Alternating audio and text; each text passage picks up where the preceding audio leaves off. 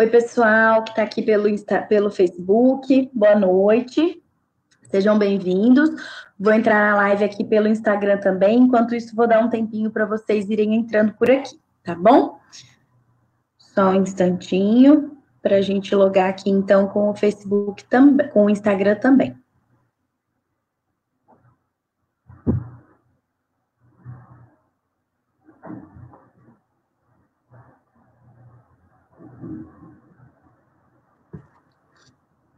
Pronto, já está entrando aqui pelo Instagram. Vou só colocar um comentário aqui também para todo mundo que está entrando, para a gente poder dar andamento na live, tá bom?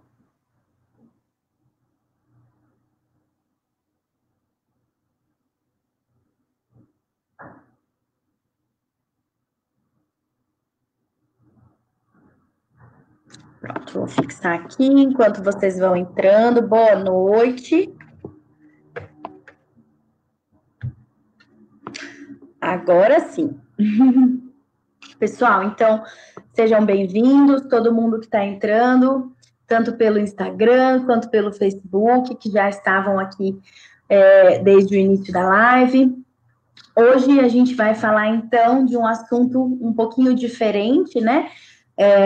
Dos que a gente vem falando habitualmente, porque hoje a gente vai entender um pouquinho mais sobre a questão do ciclo menstrual, da ovulação.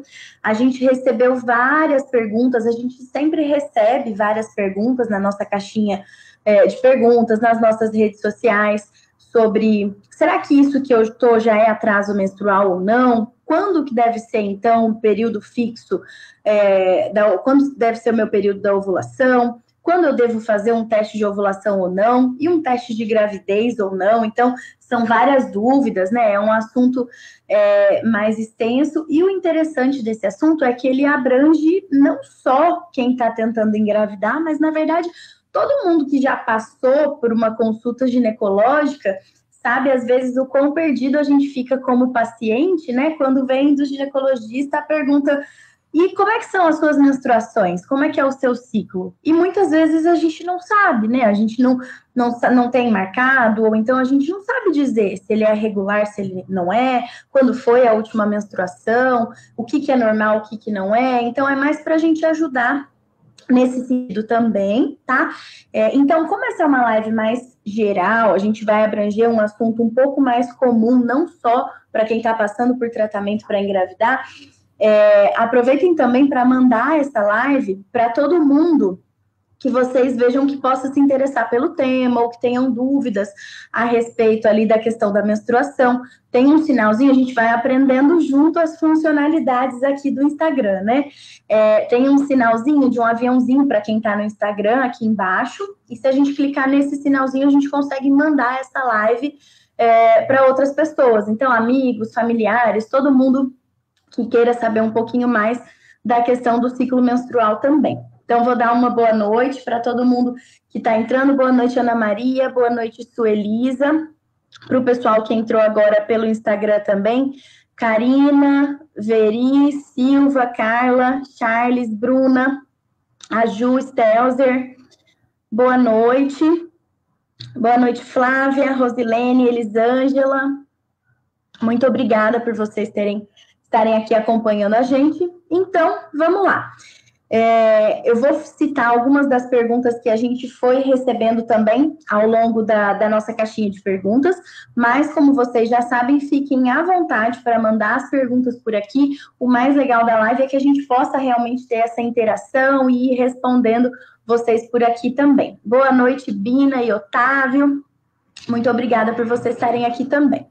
Então, a gente vai começar estabelecendo alguns conceitos básicos, né, para a gente poder tirar as principais dúvidas relacionadas ali à questão da menstruação.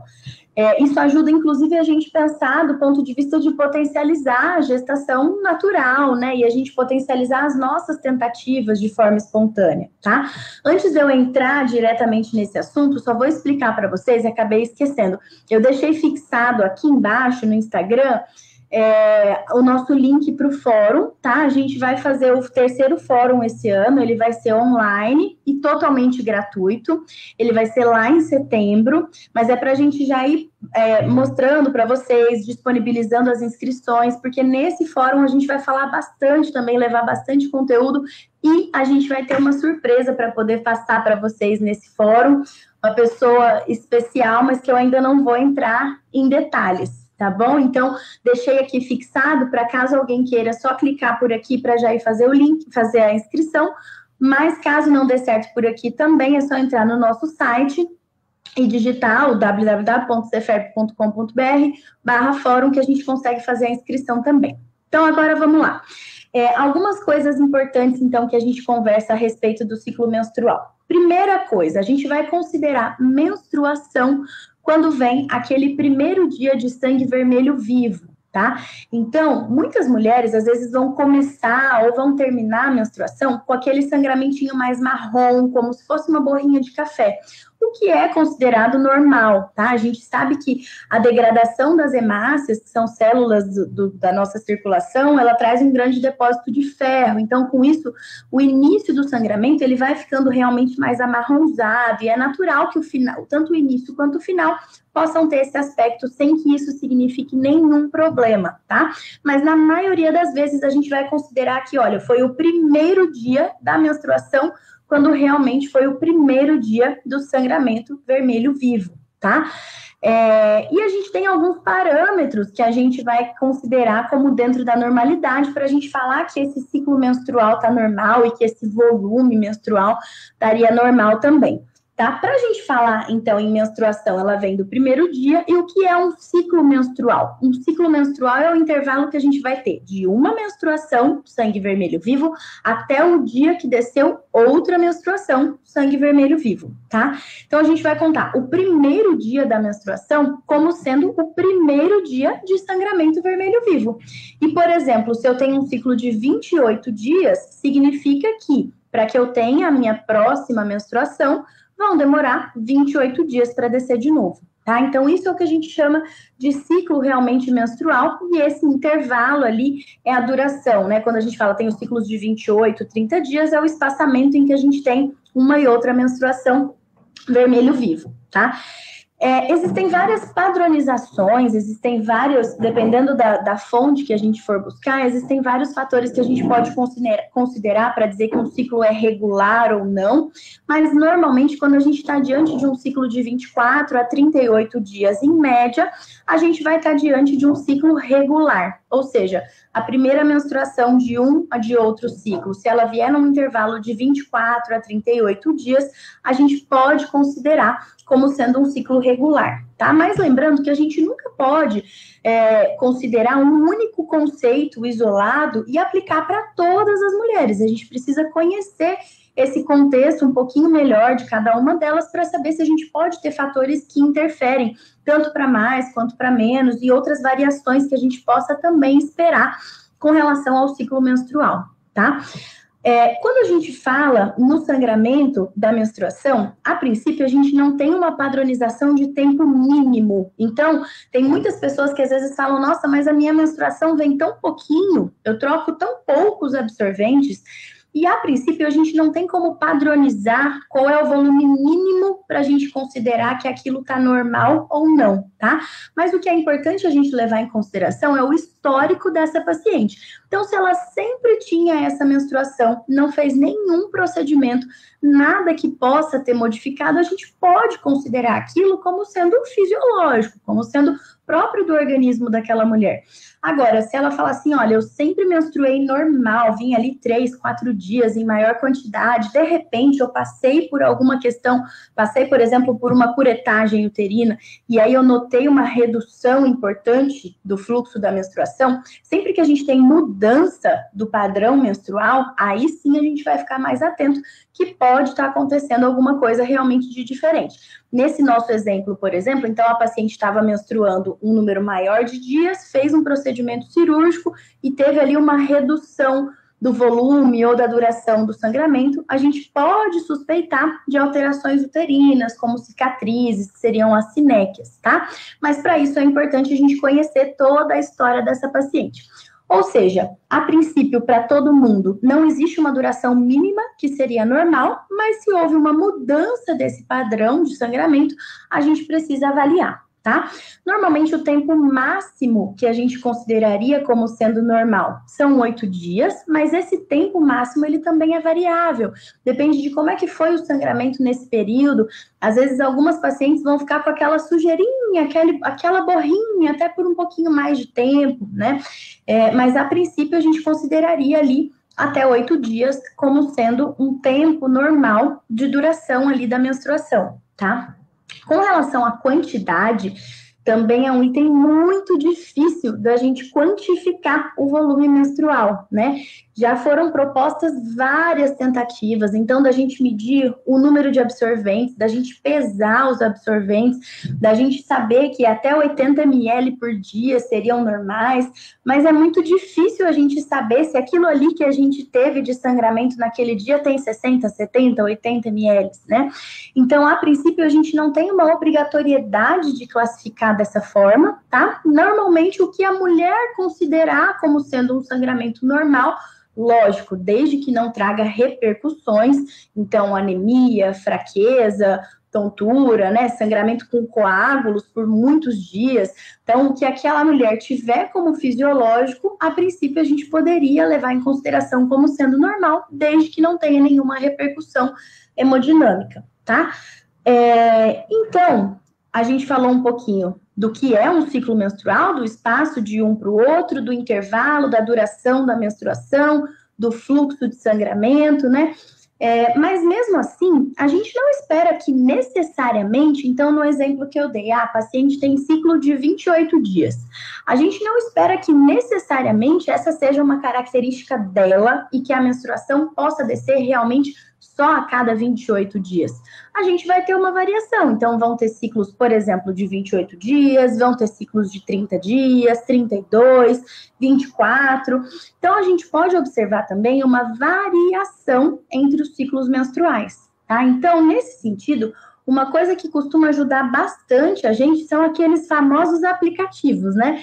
A gente já sabe que uma das primeiras coisas que a gente conversa numa consulta, seja ginecológica de rotina, seja até mesmo numa consulta de reprodução, porque vira e mexe a gente descobre umas gravidinhas ali, né, na consulta para tentar engravidar.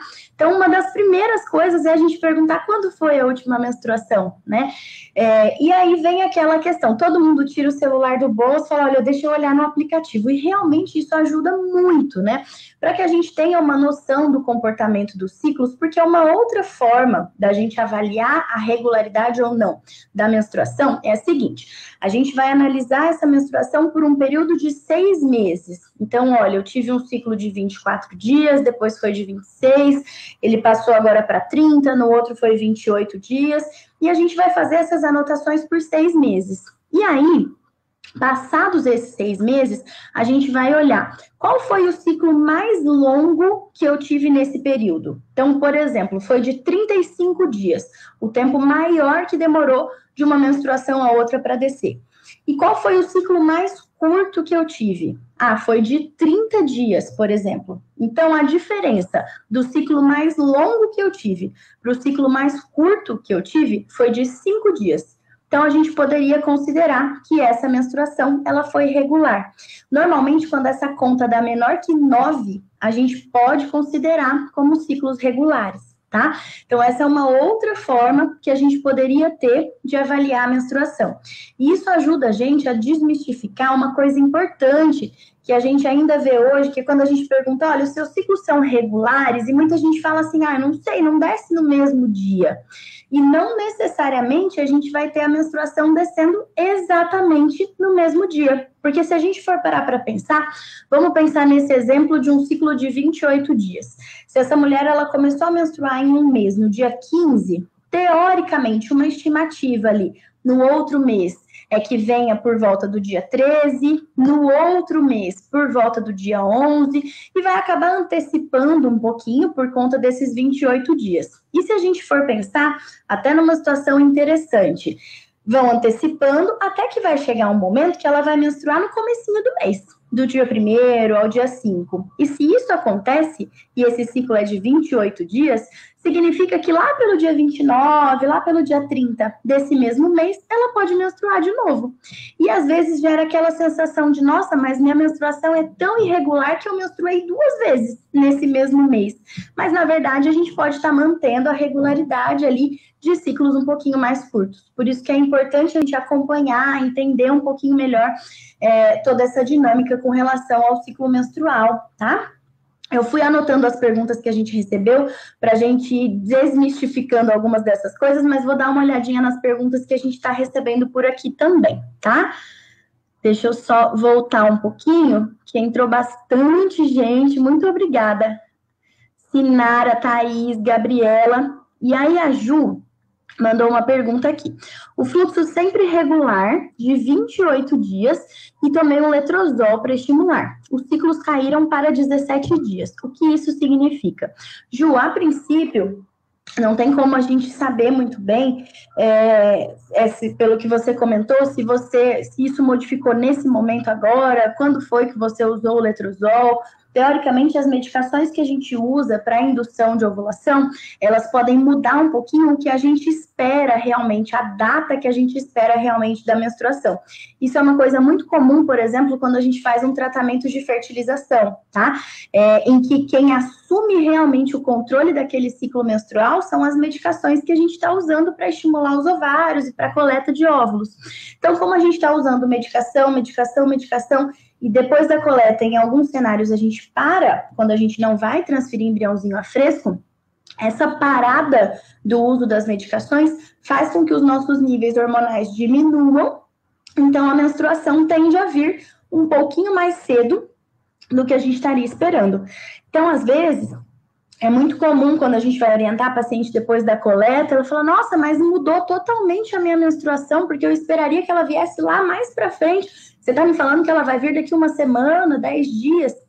E sim, por quê? Porque esse ciclo que a gente passou fazendo um tratamento, nesse exemplo, um tratamento de fertilização, ele foi assumido, entre aspas, pelas medicações da estimulação dos ovários para fertilização, tá? Então, a partir do momento que a gente suspende essas medicações, a gente espera realmente que a menstruação possa vir e vai mudar o momento em que a gente espera que a menstruação desça, tá? Então, isso pode acontecer e a gente precisaria dessa avaliação para ter uma noção um pouquinho melhor com relação ao seu ciclo específico, Ju. Mas o uso dessas medicações não faz com que a gente desenvolva nenhuma irregularidade menstrual no futuro, tá?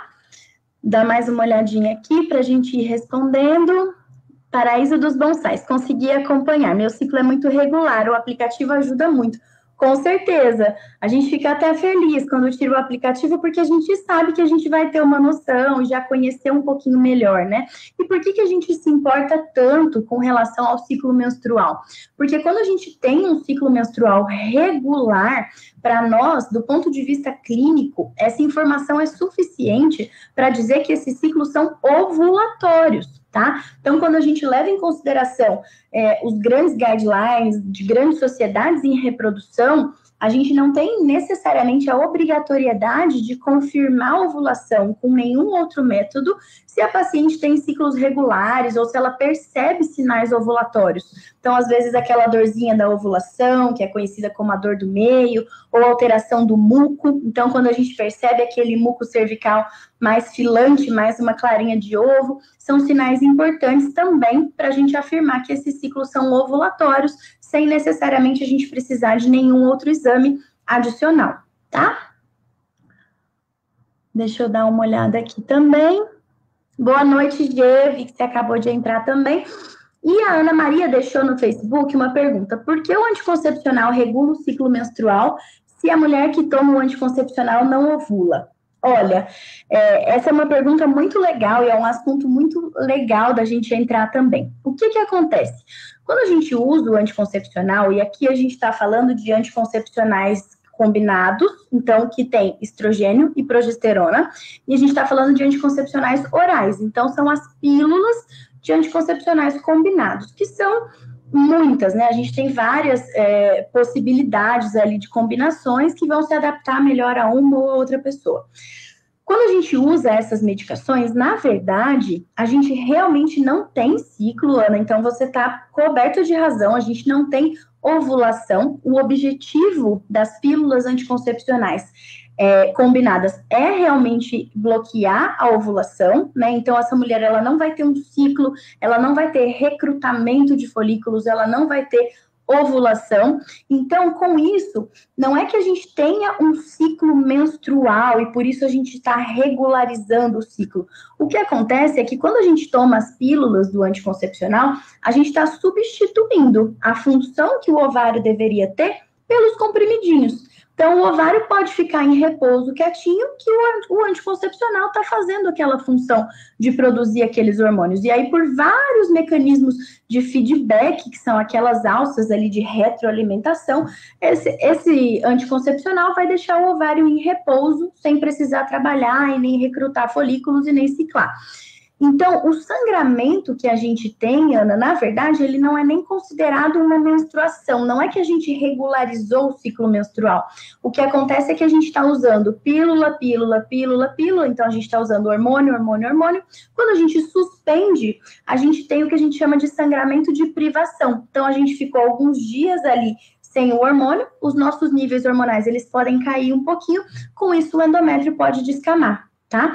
Mas, às vezes, até pacientes que usam regularmente o anticoncepcional, então, que tem uma segurança, né, da eficácia do método, usando regularmente, essas mulheres podem não necessariamente menstruar na pausa. A gente sabe que existem anticoncepcionais com pausas um pouquinho mais curtas, né, às vezes de 4 dias, e algumas pacientes nem têm tempo, então, de ter esse sangramentinho de privação, mas se elas estão usando regularmente o método, quando finalizou a pausa dos 4 dias, elas podem retomar uma nova cartela, tá? E é por isso que quando a gente está orientando o anticoncepcional, a gente nunca vai falar para a paciente, olha, se baseie em quando veio os sangramentos entre uma cartela e outra. A gente vai falar, olha, respeite o intervalo da cartela. Se a pausa é de 4 dias, no 5º dia a gente volta. Se a pausa é de 7 dias, no 8º dia a gente volta. Tá? Então, não é que ela regula o ciclo menstrual, ela substitui a função do ovário, tá? E por conta disso, no momento em que a gente fizer o intervalo entre as cartelas, é o momento em que a gente espera menstruar. Mas a partir do momento que a gente suspende esse anticoncepcional, aí é que a gente vai realmente conhecer o seu ciclo. E aí, se você tinha ciclos irregulares por alguma causa que não foi compensada nesse período, você pode voltar a ter ciclos irregulares também. Tá? E aí, eu já vou passar para uma parte um pouquinho mais adiante que eu tinha separado, mas aproveitando que a gente entrou nessa parte de anticoncepcional, porque a gente recebeu uma pergunta na caixinha, deixa eu só achar ela aqui, que foi o seguinte: mesmo tomando anticoncepcional, a mulher ovula ou os óvulos estão sendo preservados? Então, com relação à ovulação, foi o que a gente abordou aqui. Tem vários métodos anticoncepcionais, né? A gente nem vai esgotar esse assunto hoje. Alguns métodos são realmente anovulatórios, outros métodos não são anovulatórios, até porque a gente tem métodos hormonais e não hormonais de anticoncepção, né? Mas, quando a gente está falando, por exemplo, das pílulas, né? Das pílulas combinadas ou das pílulas só de progesterona, a gente espera que a mulher não ovule, então esses comprimidos, eles têm sim um efeito, né, um mecanismo de ação anovulatório, porém, o lado triste, né, o lado negativo dessa questão é que a gente não espera que isso interfira, infelizmente, na reserva ovariana. Às vezes a gente tem aquela sensação de, olha, se eu não usar, né, na verdade, se eu não ovular, eu não estou usando esses óvulos, então eu vou guardar para quando eu precisar deles depois. Mas, infelizmente, a gente não tem esse controle, tá? Os óvulos, eles ficam armazenados nos ovários em estruturas chamadas folículos, né? Então, o folículo é como se fosse uma bexiguinha que tem líquido dentro e tem um óvulozinho guardadinho ali dentro. Cada folículo vai estar guardando um óvulo, ou em alguns casos, nenhum. E esses folículos no ovário, eles têm diversos estágios. Então, a gente tem desde folículos que a gente chama de primordiais, que são muito pequenininhos e eles não são visíveis a ultrassom, até folículos que a gente chama de antrais, então eles já são um pouquinho maiorzinhos, eles já têm aquele líquidozinho, são visíveis no ultrassom, e a gente vai ter lá na frente os folículos dominantes, aqueles maiores, que vão estar realmente preparados para ovular. Tá? E esses folículos, eles têm como se fosse um prazo de validade, entre aspas. Então, mesmo que a gente use anticoncepcional, que a gente iniba a ovulação, a gente não vai fazer com que esses folículos não se gastem. Passado ali aquele ciclo, mesmo que eles não tenham sido utilizados, eles entram em atresia, ou seja, eles degeneram, né? Então, a gente não tem, infelizmente, como preservar dessa maneira, né? O que a gente pode discutir, aí sim, é a preservação da fertilidade, né? Então, é a gente discutir, avaliar o potencial reprodutivo da mulher ou do casal ou só do homem e a gente optar por congelar esses gametas, esses óvulos ou esses espermatozoides ou até mesmo esses embriões em um estágio mais oportuno para que a gente preserve a boa qualidade deles. E aí, com isso, a gente vai ter bons óvulos, bons espermatozoides guardadinhos para utilizar no futuro, caso seja necessário. Tá? Então, quando a gente fala em preservar a fertilidade, a gente não consegue interferir na reserva ovariana, tá? Mas a gente consegue, graças a Deus, com o avanço, né, de todas as tecnologias em reprodução assistida, a gente consegue congelar, né, óvulos, espermatozoides ou até mesmo embriões para que a gente mantenha essa boa qualidade para lá no futuro a gente ter bons espermatozoides, óvulos ou embriões para utilizar, caso sejam necessários. E se a gente estiver pensando em prevenir um dano excessivo ao ovário, então fazer com que a gente não gaste a reserva ovariana mais rápido do que o esperado, aí seria basicamente a gente cuidar bem da nossa saúde como um todo, dos nossos hábitos de vida, né? A gente sabe que alguns hábitos, como por exemplo, bebida alcoólica em excesso, ou tabagismo, né? Então, fumar, a gente sabe que esses hábitos, eles podem ser lesivos ao ovário e com isso podem acelerar ali a redução da reserva ovariana. Então, a gente cuidar da nossa saúde como um todo, dos nossos hábitos de vida, da nossa alimentação, do que a gente vai estar ingerindo, do nosso peso, isso teoricamente vai prevenir com que a gente possa ter outras complicações com relação à reserva ovariana no futuro também, tá? Então, só para a gente já aproveitar e tirar essa dúvida que a gente já tinha recebido. Vou dar uma olhada aqui nas dúvidas do Instagram também. Boa noite, Fê. E aí, a Tarima Barbon colocou: descobri endometriose próxima à bexiga fazendo exames para tentar engravidar. Não tenho sintomas e nem dor. Consigo engravidar naturalmente? Olha, a princípio, o diagnóstico da endometriose de forma isolada, ele não justifica que a gente te classifique como uma paciente de infertilidade, caso você nunca tenha procurado tentar engravidar, tá? Então, a gente não consegue dizer só com esse exame que você não vai conseguir engravidar. O que a gente precisa saber são algumas informações principais, como qual a sua idade, quais os fatores que a gente pode esperar de risco de redução da reserva ovariana. Então, será que foi visualizada alguma lesãozinha de endometriose, por exemplo, nos ovários também? Será que você já fez algum procedimento que possa ter lesionado esses ovários também, tá?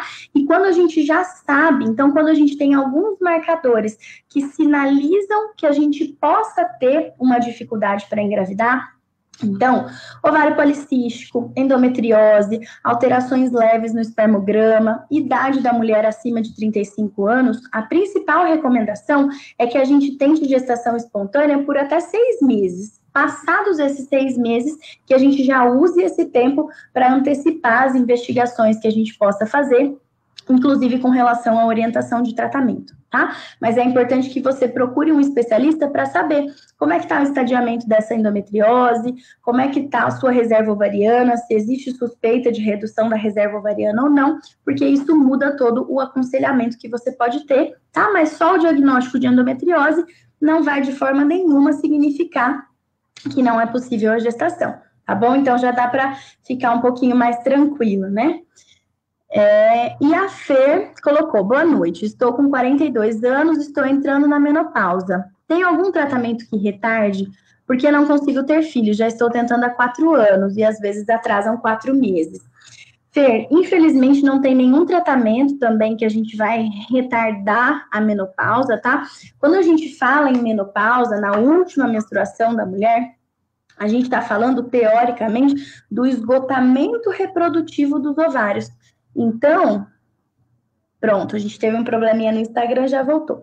Quando a gente fala em menopausa, então a gente está falando do esgotamento reprodutivo dos ovários. Então, usei aquela reserva daqueles óvulos que eu construí lá quando eu era neném, e a gente teve um esgotamento dessa função reprodutiva, tá? E a gente não tem como interferir para demorar mais tempo para que isso possa acontecer. Assim como a gente não consegue poupar óvulos usando anticoncepcional, e assim como a gente não consegue gastar óvulos, induzindo a ovulação, por exemplo, a gente não interfere com relação à menopausa, tá? O importante é que você seja avaliada para avaliar o que a gente pode fazer nesse momento para otimizar o potencial reprodutivo seu e do seu esposo e discutir algumas opções de tratamento, tá? Boa noite, Dai. Carol, a pergunta, então, a gente até respondeu. Nesse caso da pílula, não gasta os óvulos, e, na verdade, os óvulos, por ciclo, a nossa estimativa é que a gente perca em torno de 1.000 óvulos por ciclo, independente de usar anticoncepcional ou não, independente da gente induzir a ovulação ou não, tá? Porque o oposto é verdadeiro também. Às vezes a gente tem aquela sensação, né? A paciente que já passou por várias induções, então induziu desde medicação via oral, ou então fez inseminação, fez fertilização, e vai dando aquela angústia de, nossa, mas eu tô esgotando ali a minha reserva ovariana, né? E, na verdade, quando a gente induz a ovulação, a gente está fazendo crescer em folículos, quando a gente tem uma resposta maior que 1, 2 folículos, a gente está fazendo crescer folículos que no seu ciclo espontâneo não cresceriam, mas eles degenerariam, eles entrariam em atresia depois que você passasse pela ovulação. Então, a gente vai usar os folículos que os seus próprios hormônios não conseguiriam recrutar e que a gente recruta com medicação. Então, a gente não acelera essa redução de reserva ovariana também, tá? E aí a G comentou, doutora, fiz todos os meus exames hoje, estou super feliz, agora vai, tenho certeza. A gente fica à disposição, G. A Flávia, boa noite, e a Rosinha comentou, meu bebê nasceu, não esperou o tempo, muito apressadinho, veio de 30 semanas, nossa, bem aceleradinho mesmo, mas graças a Deus muito saudável. Depois a gente quer ver uma fotinho, né? Agora que você comentou, muito obrigada por mandar notícias. Boa noite, Isa.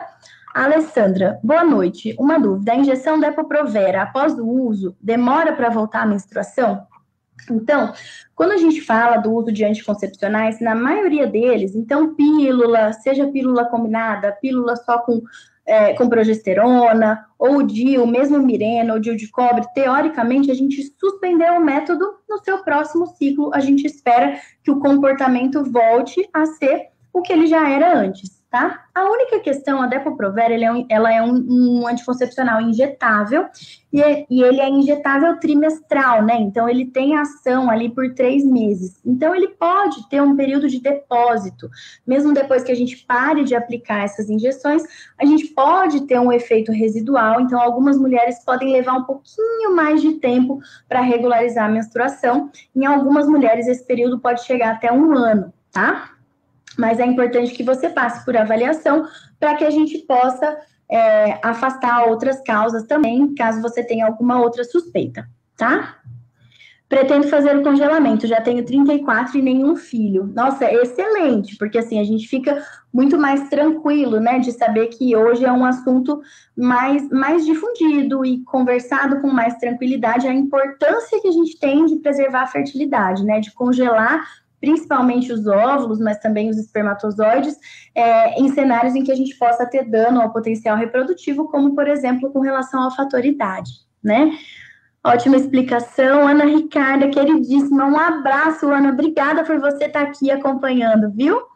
E a Esther Souza Mello comentou, a menstruação fica regular após a cesárea? Pode realizar quanto tempo após uma cesárea? O pode realizar, não sei especificamente qual é a sua pergunta, Esther. A menstruação, ela pode ficar um pouquinho irregular no período pós-parto, principalmente se estiver associada à amamentação, tá? Porque o hormônio da amamentação, ele pode levar a uma irregularidade ali da nossa pulsatilidade dos nossos hormônios, então ele pode levar a alguns ciclos anovulatórios, e isso pode fazer, sim, a gente ter uma menstruação mais irregular, tá? Estou preocupada, daqui a 2 anos, estou deixando acontecer. Ciclo muito regular, percebo a ovulação e até agora nada de engravidar. A princípio, a gente espera, sim, um tempo, né, até procurar ajuda, mas normalmente depois de 1 ano com tentativas de engravidar sem sucesso, o ideal é que seja feita uma avaliação adicional, tá? Então, que você tenha avaliação tanto sua quanto do parceiro ou parceira, se tiver, mas para a gente entender um pouquinho melhor quais são as causas que estão levando a essa dificuldade de engravidar. Boa noite, Tati, Fê, Olga e a Ana. Também fizemos nossos exames hoje, nos preparamos para encaminhar os resultados e marcar para fazer a coleta.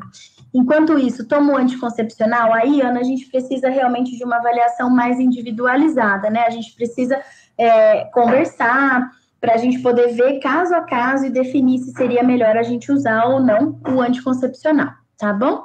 Boa noite, Karina. Vou dar uma boa noite aqui também. Vou responder uma pergunta do Facebook, tá? Olá, boa noite. Tenho SOP, tive um aborto espontâneo em fevereiro. Será que quanto tempo pode levar para uma gravidez natural?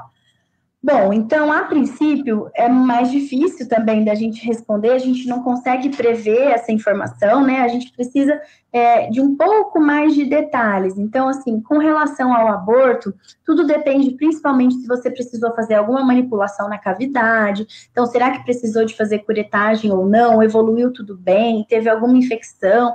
Alguma suspeita de complicação, né? E com relação à SOP, a síndrome dos ovários policísticos, uma das coisas mais importantes da gente levar em consideração é se a sua menstruação nesse momento está regular ou não, tá? Porque se a gente tem ciclos irregulares, que são relativamente comuns em pacientes com ovário policístico, a gente pode estar diante de ciclos anovulatórios e aí pode levar um pouquinho mais de tempo até chegar à gestação, e aí talvez fosse importante vocês discutirem algumas opções de tratamento, tá? Então, sugiro que você passe por uma avaliação com um especialista para avaliar esse e outros fatores e discutir a indicação de algum tratamento ou aguardar mais um pouquinho, tá bom? Nossa, eu tô gostando que a gente está tendo bastante pergunta, né? É bom que dá para a gente conversar bastante. E aí a Dai comentou, para a receptora de embriões, o sucesso da FIV depende de alguma forma da reserva ovariana dela, ou se ela estiver entrando na menopausa tem alguma influência? Quando a gente fala de doação de gametas, seja só óvulo, só espermatozoide ou já o embriãozinho pronto, a gente espera, lógico que a gente precisa avaliar tudo relacionado à mulher que vai receber esses óvulos ou esses embriões, mas um dos principais marcadores com relação às chances de sucesso é realmente a qualidade do óvulo, do embriãozinho formado, tá? Então, fatores relacionados à mulher que vai receber, nesse sentido, se ela entrou ou não na menopausa, isso não muda para nós as nossas chances de sucesso, já que a gente consegue preparar o útero, seja de forma natural ou artificial, para seguir com o tratamento e com a transferência de embriõezinhos na sequência, sem problema, tá? E aí a Nath Tasso comentou, consultas de rotina vocês atendem também ou somente para gestar? Nath, a gente atende consultas voltadas para a fertilidade como um todo, né? Então, a princípio, a gente não faz rotina ginecológica normal e a parte de anticoncepção, mas a gente discute toda a questão relacionada à fertilidade, desde a preservação da fertilidade lá no início, caso a gente não tenha programação de gestação, até tratamentos especificamente para engravidar. Boa noite, doutora Camila, Lígia, um abraço para vocês. Voltando, então, às perguntas que a gente tinha recebido na caixinha, a gente falou um pouquinho sobre o ciclo menstrual, o que a gente classifica como normal ou não. Vou responder algumas outras perguntas, conforme vocês vão mandando por aqui também, tá? Quando a duração do ciclo começa a desregular, pode ser o quê? Menopausa? Olha, essa é uma pergunta complexa, né? Porque, na verdade, vários fatores podem levar à irregularidade da menstruação. Então, desde fatores como estresse, por exemplo, então um período da vida que a gente esteja muito estressado, por exemplo, meninas que estão passando naquela fase de cursinho, vestibular, às vezes é comum ficarem longos períodos sem menstruar, porque todo esse estresse muda também a pulsatilidade dos nossos hormônios e até isso interfere na questão da menstruação, tá? E fatores relacionados aos ovários, então a síndrome dos ovários policísticos, ou outros fatores também podem levar à alteração da menstruação. Pode ser um sinal de menopausa? Até pode, mas para a gente saber se é realmente isso que a gente está esperando ou não, a gente precisaria conhecer um pouquinho mais, tanto do ponto de vista de história, idade, cirurgias, uso de medicações ou de alguma outra medicação anticoncepcional, por exemplo, até outros fatores, avaliação de alguns hormônios, avaliação de ultrassom, caso tenha necessidade, para a gente saber se poderia ou não ser relacionada à menopausa, tá? A gente pode sim, conforme a gente vai entrando num processo que a gente chama de perimenopausa, que são os anos que antecedem a entrada da menopausa, a gente pode começar a ter ciclos um pouquinho mais irregulares, tá? Algumas mulheres podem, inclusive, ter tendência a ter ciclos mais curtos. Então, às vezes, elas menstruavam a cada 30 dias, 35 dias, e esses ciclos podem começar a diminuir o intervalo, 28, 25 dias, tá?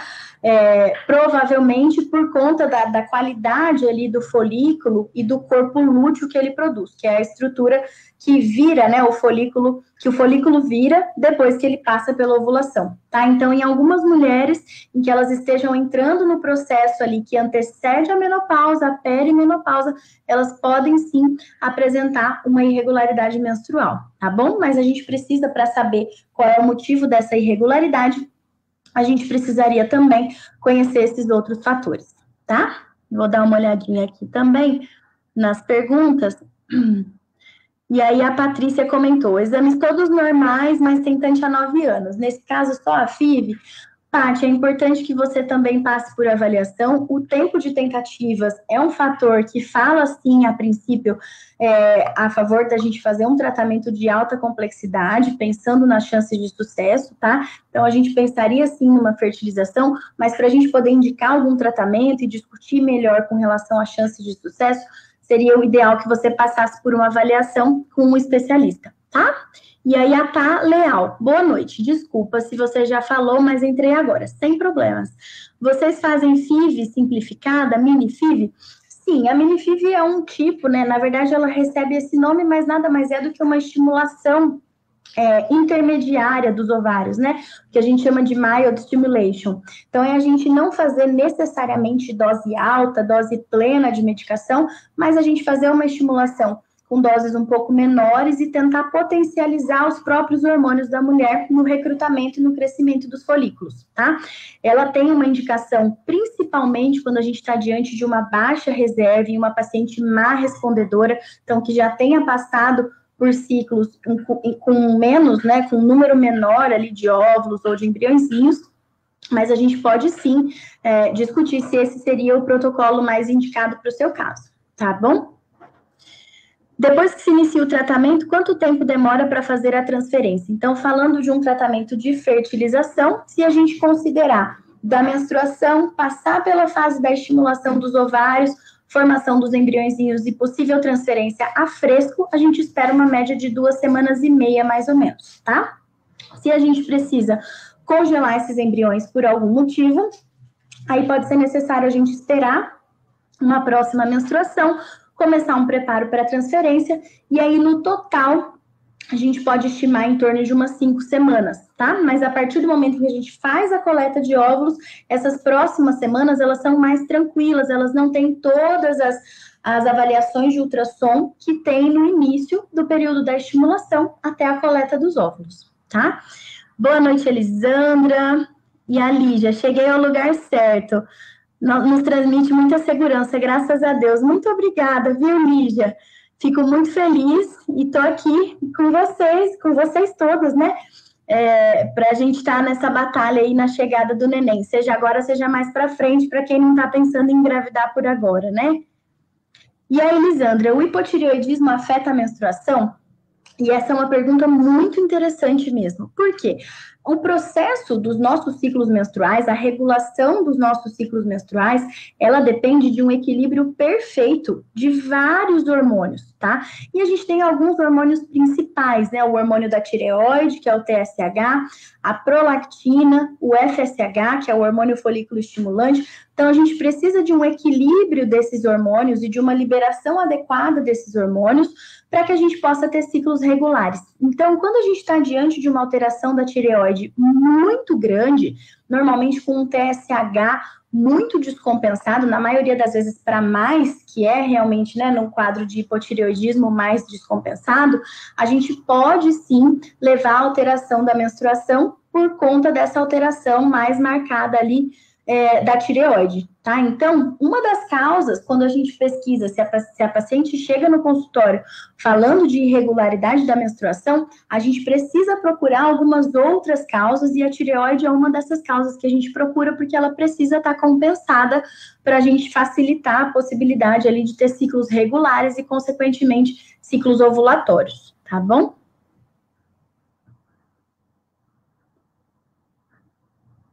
E aí, Amar. Boa noite. Poderia, por favor, discorrer sobre endometrite, alteração de fluxo menstrual e endométrio fino? Mas esse é um assunto um pouquinho mais extenso, né? A gente está até na nossa pauta, na nossa programação, a gente falar um pouquinho mais do endométrio, né?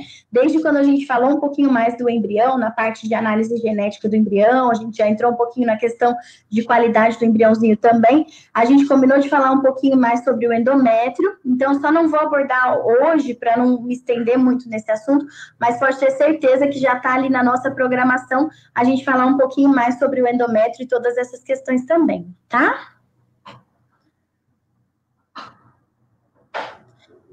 Qual a idade máxima para fazer uma FIV? Já ouvi falar que após os 40 anos é muito raro conseguir na primeira. Isso é verdade?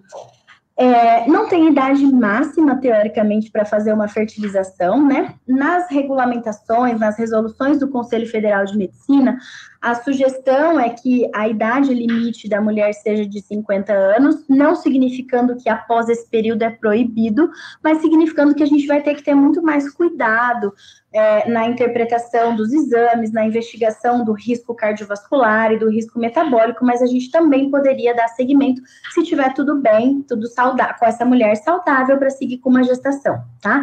Quando a gente fala em estimular para fertilização, a gente só precisa saber do ponto de vista da mulher com relação à reserva ovariana, principalmente, né? E se ela está menstruando. Se essa mulher já está na menopausa, aí realmente a gente não conseguiria estimular esses ovários para utilizar óvulos próprios. Mas enquanto essa mulher menstrua, tem ali folículos, a gente poderia discutir a estimulação. O que acontece é que com o passar da idade, a gente tem essa redução de quantidade e qualidade dos óvulos, e isso pode impactar nas chances de sucesso. Mas o quanto isso vai impactar é muito relativo, é muito individual, né? Lógico que a gente tem algumas estatísticas que a gente leva em consideração, mas cada caso é um caso, né? A gente já teve pacientes que engravidaram com 40 anos na primeira tentativa. Para quem já é nossa paciente, já pôde participar da nossa live do Cefep Abraça, a gente conversou um pouquinho sobre gestação após 40 anos, então, com certeza é possível, sim, a gente discutir a estimulação com chances de nascer um bebê, só que a gente precisa conhecer o restante do contexto também, do ponto de vista reprodutivo do casal, tá bom? E aí, a Nath comentou, se possível, deixe por gentileza salva a live para eu ver tudinho, pois infelizmente perdi o começo. Pode deixar que todas as nossas lives ficam salvas no IGTV, tá? Então, depois é só ir lá e aí vocês podem acompanhar tudo que a gente foi falando também. Bom, vou dar uma olhadinha aqui no Facebook para a gente retomar. Que bom que a gente está respondendo bastante dúvidas. A gente tem outras também, mas a gente vai conversando e tentando cobrir o máximo possível por aqui. Boa noite, João Daniel. A Miriam comentou, boa noite, sou apaixonada por essa clínica, foi aí que fiz a minha FIV e deu muito certo, em dezembro vamos retornar. Muito obrigada, Miriam, e é muito bom ver que você está sempre por aqui participando, é um prazer ter a sua presença aqui também. E a Márcia comentou, boa noite, Fiz um ultrassom 12 dias antes da menstruação, tinha 10 folículos. No terceiro dia da menstruação, que era para começar a indução, foi encontrado somente 5 folículos. É normal acontecer? Pode aumentar no próximo mês os folículos? Então, já vou usar essa pergunta para a gente ter uma visão geral do ciclo menstrual, um pouquinho mais rapidinho, porque daqui a pouco o Instagram vai dar o nosso limite de tempo, né? Basicamente, tudo começa quando a gente menstrua, então é o primeiro dia da menstruação, e aqueles folículos que a gente tem no ovário, eles estão ali pequenininhos, todos em estágio de folículo antral, que normalmente é de 2 a 9 milímetros, tá? E esses folículos estão ali disponíveis para algum deles ser o escolhido para continuar crescendo e ser o folículo dominante, né? Em um ciclo espontâneo, os nossos próprios hormônios vão fazer isso, conforme os dias do ciclo vão passando. Um folículo, normalmente, vai ser o selecionado como dominante, que vai crescer mais rápido que os outros, vai amadurecendo o óvulo que está lá dentro, e aqueles outros que não foram os escolhidos vão degenerar e vão desaparecer dali. Tá? Quando esse folículo sinaliza que ele está preparado para a ovulação, então normalmente em torno de 18 a 20 milímetros, mas que a gente pode ter uma variação tanto para mais quanto para menos em tamanho, a gente tem o pico de LH. O LH é o hormônio responsável por realmente fazer aquele disparo da ovulação. Então, quando a gente tem um folículo dominante, esse hormônio ele dá o pico do LH e faz com que a gente tenha a ovulação normalmente até 36 horas depois que a gente apresentou esse pico. Então, o que a gente chama do nosso principal, realmente, período fértil é aquele dia em que a gente tem o pico do LH e o dia seguinte dele. São os 2 dias mais importantes com relação ao período fértil, tá? Passado esse período, esse folículo que estava grande, que sofreu o efeito desse pico de LH, ele rompeu, liberou o óvulo e aquela estruturinha que ficou, ela chama corpo lúteo, tá? O corpo lúteo é quem vai ficar mantendo o nosso endométrio, teoricamente esperando a hora que o embriãozinho vai chegar. E esse corpo lúteo, ele tem uma variação, ele tem uma duração, teoricamente fixa, que gira em torno de 2 semanas. Então, ele vai ficar ali por 2 semanas, mantendo o endométrio, esperando que caso chegue alguém ali, o embriãozinho, para fixar ali no útero. Passadas essas 2 semanas, não chegou o embriãozinho no útero, esse corpo lúteo, ele vai regredir, os nossos níveis hormonais vão baixar, e aí a gente vai ter a menstruação, e aí tudo isso vai começar de novo. Se a gente ovulou e chegou o embriãozinho, a própria produção dos hormônios da gravidez vai mantendo esse endométrio. E é por isso que a menstruação depois não vem mais, tá? Então, de uma forma bem resumida, é assim que se comporta o ciclo menstrual. Então, o melhor momento para a gente fazer ultrassom e contar esses folículos é logo que a gente está no comecinho da menstruação, onde está todo mundo ali pequenininho, disponível para que um deles seja o escolhido para crescer e para ovular, tá? E existe uma variação normal de um ciclo para o outro com relação à contagem de folículos. Então, um ciclo pode ter um pouquinho mais, outro ciclo pode ter um pouquinho menos, sem que isso sem que isso signifique necessariamente uma mudança da reserva ovariana, tá? Simplesmente porque o time, vamos dizer assim, o pool de folículos que a gente tem recrutados, ele vai variar de mês para mês, tanto para mais quanto para menos, tá? Então, a gente pode sim, Márcia, estar diante de uma variação normal, tá? A contagem de folículos, ela varia de acordo com a fase do ciclo que a gente tá. E de acordo com o ciclo, a gente pode ter ciclos com mais ou com menos folículos, e é por isso também que quando a gente vai começar uma estimulação, principalmente para fertilização, a gente faz esse primeiro ultrassom, que é chamado de ultrassom basal. É para que a gente tenha o primeiro conhecimento daquele ciclo que você está. Então, nesse ciclo que você está, quantos folículos a gente tem ali disponíveis para que possam crescer? E com isso a gente vai ter uma noção de, nesse ciclo, qual vai ser o potencial de resposta que a gente vai esperar, tá? Essa é uma das grandes importâncias da gente ter esse primeiro ultrassom, para a gente conseguir ter uma noção um pouquinho melhor. Lógico que a gente avalia também outros fatores, mas esse é um dos mais importantes, tá? Então, assim como você teve essa variação, a gente pode sim ter uma variação para mais, então pode sim aumentar, pode ser que no próximo mês você tenha mais do que foi contado nesse último ciclo agora, tá bom? Deixa eu dar uma olhada para ver se tem alguma outra pergunta por aqui. A Cristiane também tinha perdido o começo, não, vai ficar tudo salvo no IGTV. Que live incrível, muito obrigada, fico muito feliz, foi tudo muito preparado e muito separado com carinho para a gente poder conversar sobre isso também. E é um assunto um pouquinho diferente, né? A gente está tão acostumado a falar dos tratamentos, dos óvulos, folículos e com relação a embriãozinho, e agora a gente entra mais nessa parte da fisiologia e acaba ajudando um pouquinho mais, até para a gente pensar do ponto de vista de fertilidade natural mesmo, do casal entender um pouquinho melhor o ciclo e com isso tentar de forma espontânea com um pouco mais de assertividade, né? Já aproveitando que a gente entrou nesse assunto de tentativas espontâneas, a gente recebe muita dúvida com relação a isso, de como é que a gente faz um teste de ovulação, como é que a gente vai interpretar, a partir do momento que a gente fez o teste de ovulação, como é que a gente sabe, né, qual é o melhor momento para ter relação. Teoricamente, quando a gente fala em relações sexuais frequentes, a gente estaria falando em uma média de 2 a 3 relações sexuais por semana, tá?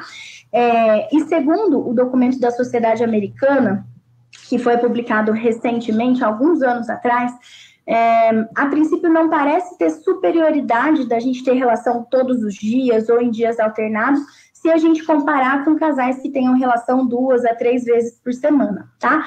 Então, é mais para a gente tentar também não artificializar tanto a questão da relação sexual, que a gente sabe o desgaste que isso pode trazer para nós, né, do ponto de vista não só reprodutivo, mas principalmente de relacionamento mesmo. Então, a gente poderia considerar uma frequência normal, como 2 a 3 vezes por semana, sem que a gente precise artificializar ou forçar para a gente tentar uma melhor chance de gravidez. A princípio, isso não se mostrou superior, tá? Como é que a gente vai esperar o momento da ovulação, então? Se a gente entendeu toda essa parte do ciclo menstrual, se a ovulação acontece e o corpo lúteo tem uma duração relativamente fixa de 2 semanas, quando a mulher menstrua, a gente espera que a ovulação tenha acontecido, então, 2 semanas atrás. Então, 14 dias, que foi o tempo que aquele corpo lúteo ficou ali disponível até ele realmente degenerar e vir a menstruação. Então, quando a gente conhece um pouco mais o ciclo, olha, a gente sabe que o meu ciclo, ele é de 30 dias, ele varia muito pouco, mas está sempre ali próximo de 30 dias. Então, a gente espera que 2 semanas antes seja ali o período da ovulação. Então, nesse exemplo, lá em torno do 16º dia do ciclo, mais ou menos, tá? Então, conhecendo esse período esperado da ovulação, a gente pode, lógico que, se a gente tem ciclos regulares, não é obrigatório que a gente faça nada para documentar a ovulação, tá? Mas se a gente tem alguma indicação de fazer um teste, por exemplo, de ovulação, o ideal é que a gente tenha uma noção do período em que a gente espera que essa ovulação aconteça e desde alguns dias antes a gente comece a fazer aqueles testes de ovulação. Esse teste, ele vai detectar o pico do LH, como eu comentei com vocês. Então, a partir do momento que ele dá o positivo, a gente espera que a ovulação ela vai acontecer dali para frente, em até 36 horas para frente. Então, esse seria, teoricamente, o melhor momento para ter relação. Mas, mais uma vez, o nosso objetivo não é artificializar as relações e nem a monitorização do ciclo menstrual, tá? Porque se um casal tem relações sexuais regulares, sem nenhuma dificuldade com relação a isso, se a mulher tem ciclos regulares e percebe sinais ovulatórios, não seria o fato da gente mudar tudo isso e tentar controlar tudo isso que mudaria as chances de sucesso, tá bom? Bom, pessoal, então é isso. A gente ficou com várias outras perguntas para abordar, mas realmente é um assunto mais extenso, mas foi muito bom poder conversar um pouquinho sobre isso com vocês. Boa noite, Nai. Obrigada a todo mundo que acompanhou e que entrou agora, tá bom? Muito obrigada por vocês estarem aqui. Mais uma vez, só aproveitando para lembrar vocês que eu deixei aqui embaixo o convite do fórum, que a gente vai poder conversar um pouquinho mais sobre todos esses assuntos relacionados à fertilidade também, tá bom? Boa noite para todo mundo do Facebook, obrigada para todo mundo que mandou as perguntas. Caso a gente não tenha respondido, que eu sei que ficaram várias que a gente recebeu bastante, a gente vai conversando ao longo das próximas lives também, tá bom? Um abraço, uma boa noite.